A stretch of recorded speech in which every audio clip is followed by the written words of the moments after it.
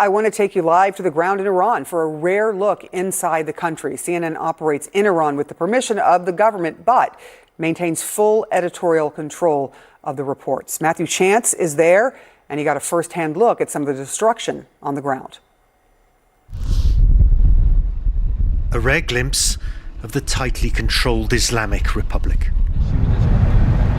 We drove out of Tehran, the bustling but still tense capital, past anti-American slogans daubed along the route, to the town of Karaj and one painful scar left by the latest US-led war. When finished, the B-1 bridge was meant to be a symbol of Iranian engineering prowess, the tallest in the region. But for now, it's become a battered monument to ruthless American air power. Wow, well, you really get a sense of the incredible destructive force that was at play with these US airstrikes that smashed this concrete, look, and twisted all this reinforced steel. Let's take a look, see if we can get closer, a bit closer to the edge. I mean, look at the concrete pylons that have been absolutely shattered. And down here, I mean, it's a huge drop of 450 feet. This was, as I mentioned, the highest bridge in the Middle East. And there were people down below who were caught up in this and killed.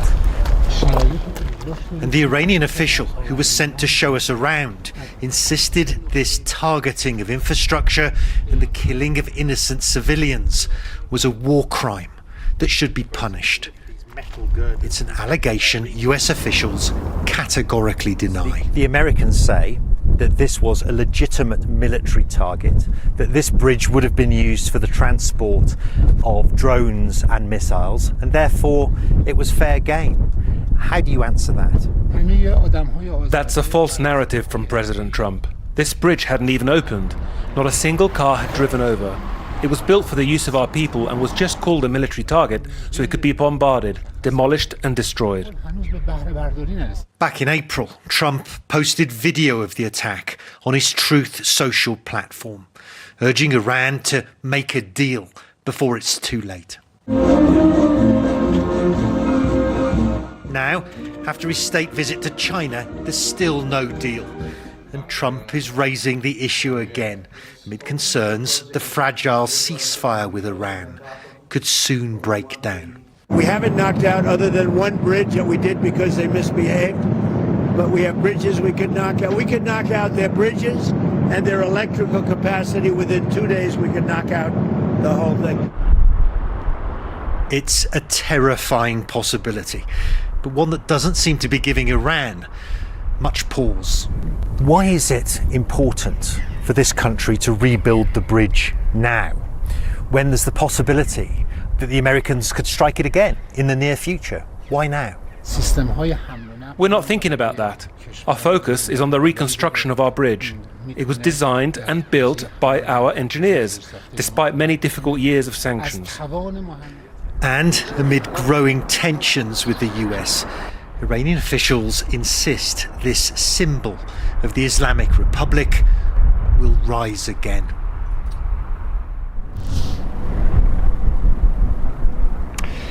Well, Sarah, those remarks by President Trump that he could easily destroy Iran's bridges and its electrical capacity, obviously raising tensions with the Islamic Republic. Iranian officials have appealed to China to use their diplomatic influence to try and bring a solution to this. But I can tell you the sense tonight in Tehran, the Iranian capital, is that fragile ceasefire with the United States could quickly fall apart.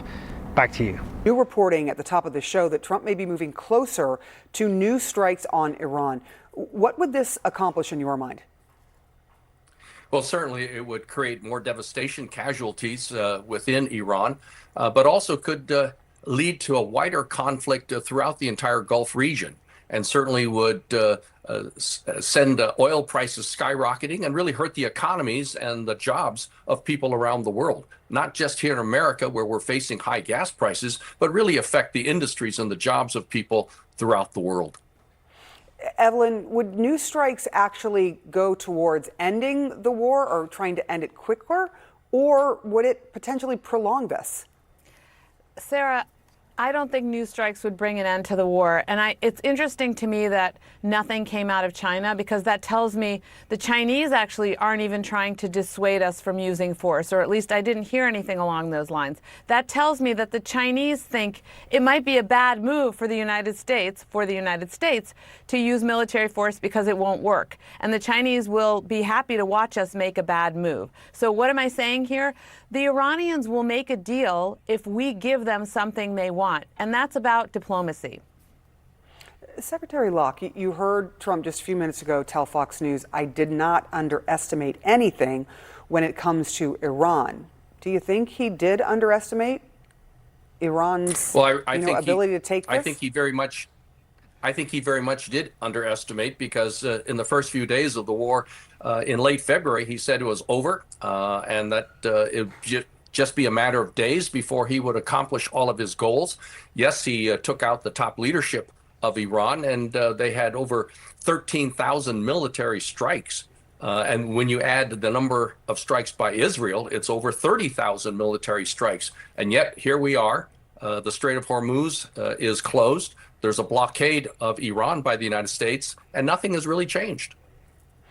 Evelyn, you just alluded to this, that it appears that Trump wasn't able to convince China to do anything to help stop this war with Iran. And we know U.S. allies in Europe haven't been willing to help. So this war has sort of created even more distance between Trump and some of America's closest allies. In that context, let's play something the German Chancellor Friedrich Merz said today. Ich bin ein großer Bewunderer Amerikas. I'm a great admirer of America, but my admiration is not growing at the moment. Ich würde meinen Kindern I wouldn't recommend that my children go to the U.S. today, get their education there, and work there. What do you think this says about America's standing in the world at this point, that a U.S. ally would say something like that? It's so low that inside these countries, for the chancellor, for the leader of a major German political party, the one that's still in power right now, that's struggling to stay in power, it's politically smart to say bad things about America and to dissuade his people from thinking positively about their number one ally historically, or in recent history. And so Sarah tells me that he's not afraid to insult us or President Trump because he believes that it's in his political interest domestically. And right now, I just want to tie it back to Iran. We need those European allies. At the end of the day, this is only going to be solved through diplomacy, and we need the Europeans for that because they have the other economic leverage required to give Iran something, which is relief from sanctions.